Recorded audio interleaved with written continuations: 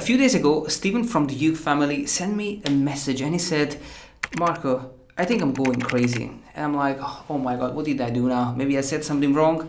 And he said, how does playing the 7th fret on the 1st string make this a C major chord? So I checked the lesson and he was referring to a chord that I was teaching in one of my videos. The chord was this one,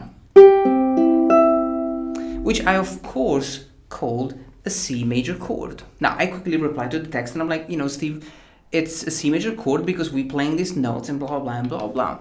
Now Steven's question made me think a lot about the way we play chords on the ukulele, and I just realized that sometimes most of these chords that we are playing are named wrong. Now before you freak out or you think that I'm a fool, please let me explain. A chord is a set of notes played simultaneously. Just think about a C major chord or a D minor chord. Now the notes that make up a chord come from scales, and the majority of the chords that we play on the ukulele come from major scale. Let's take the C major scale as an example. We have 7 notes, the note C, D, E, F, G, A, and B. And then we repeat the first note again, the note C. Now each note of the scale generates a chord. So the note C gives you the C major chord. The note D, the D minor chord. The E minor. The F major. The G major. The note A, the A minor. The note B diminished. And back to the C major. Now I know exactly what my uke family is thinking. Thanks, mate. But how do we build these chords? Let me explain. The most simple chord in music is called a triad. We call it like this because it's just made of 3 notes. The root note, which gives the name to the chord. The third, which tells you if a chord is major or minor. And the 5th, which adds a lot of color to the chord. Each note of the C major scale can be the root note of a chord, and so the note C can be the root note of the C major chord. The note D, the root note of the D minor chord. The note E, the root note of the E minor chord, and so on. Now we just learned that to build a triad we need 3 notes, the root note, the 3rd, and the 5th. And so if we consider the first note of the scale the root note, then we will have to add the 3rd, which is the note E, and the 5th, which is the note G. So we have the root note C, the 3rd E, and the 5th, the note G. Now I know what you're thinking. This is kind of an unusual way to play the C major, right? We usually play the C major like this. But trust me, these are the 3 notes that make up the C major chord. Now of course, because of the uke and the strings, we have to play this G all the way up here. But it could be played also on the 4th string. But we'll get there in a moment. Now if we consider the 2nd note of the C major scale to be the root note of a chord, we're gonna have the note D, the note F, which is the 3rd, and the note A, which is the 5th. So now we learned that the D minor chord is made up of 3 notes, the note D, the note F, and the note A.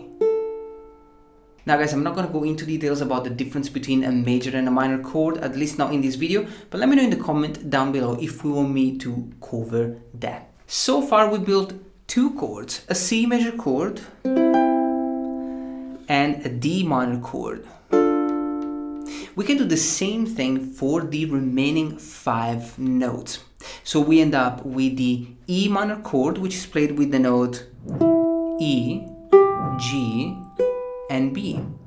The F major chord, which will be played with the note F, A, and C. The G major chord, which is played with the note G, B, D. The A minor chord, which is played with the note A, C, and E. And the last chord, the B diminished, which is played with the note B, D, and F. So we finally have all the chords that belong to the C major key, but most importantly, we learned all the notes that make up these chords. Hey, what's up, man? Thank you so much for coming to the lesson. Did you have time to practice the C major chord? Yes, I've been practicing the C major. I really like it. I'm gonna give it a try.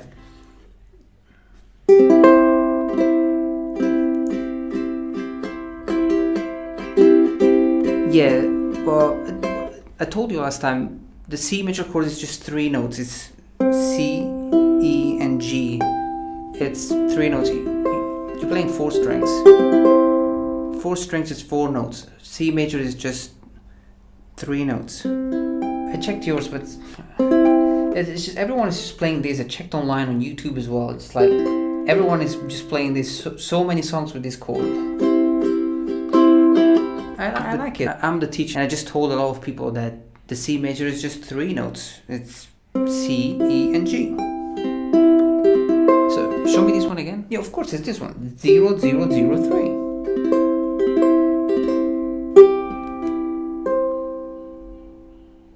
G, C, E. C, E, G. G, C, E. G, C, E. G, C, E. C, E, G.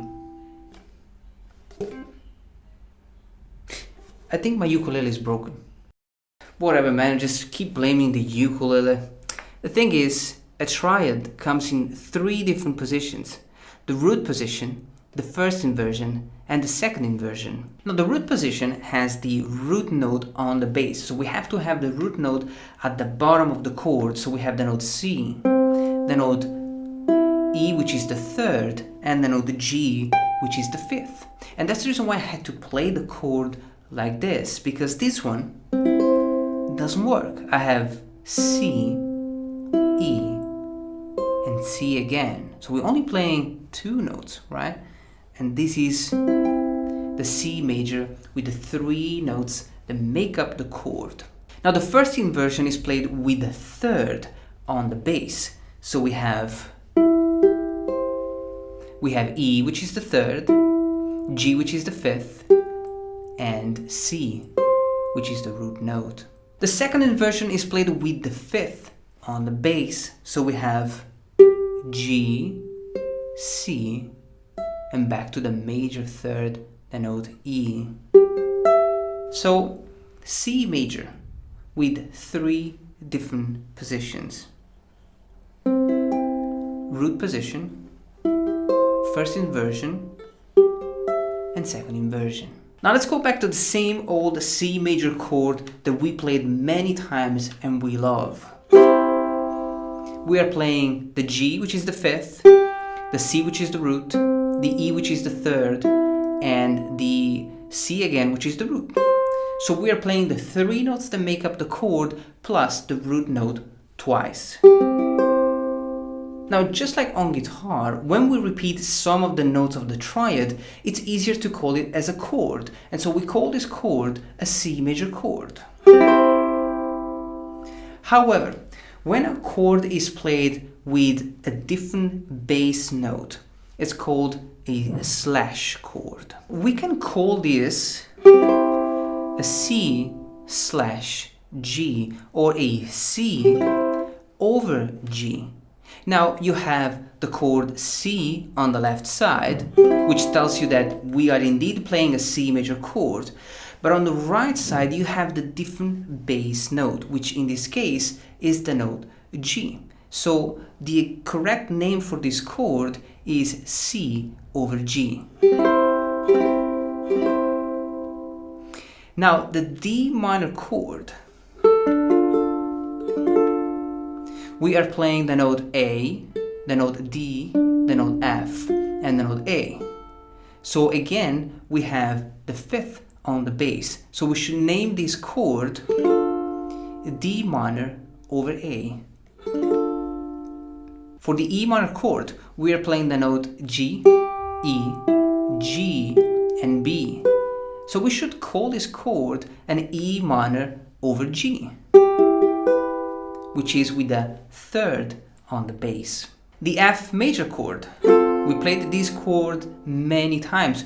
We are playing the note A, C, F, and A. So we should really call this chord F over A, because the A is on the bass, the major third. Now the cool thing, the G major chord. We finally have a root position. We are playing the note G, which is the root note, then the D, then the G, and then the B. So this is indeed a G major chord. Same thing for the A minor chord. We are playing the note A, C, E, and A. The three notes of the chord, plus we repeat the root note twice. Now the root note is on the bass, and so we can call this a lovely A minor chord. Now the bit diminished, it's kind of a funny chord, but again, this is played with the notes D, F, and B. So the third of this chord is on the bass. Now, should we really care about all these slash chords, and should we start calling this a C over G? Well, the thing is, the ukulele is older than me, and I think we call the chords the way we do because this is how they were passed on to us, and so we have to respect that. I think the most important lesson here is that we understand what we play, we analyze what we play, and we own what we play. Of course, we can learn that this is a C major chord, we put this finger here, and that's it. However, if you analyze what you play and you learn the exact notes of a chord, then you can change things up. So you'll never get bored again because you can find so many different ways of playing the same chord.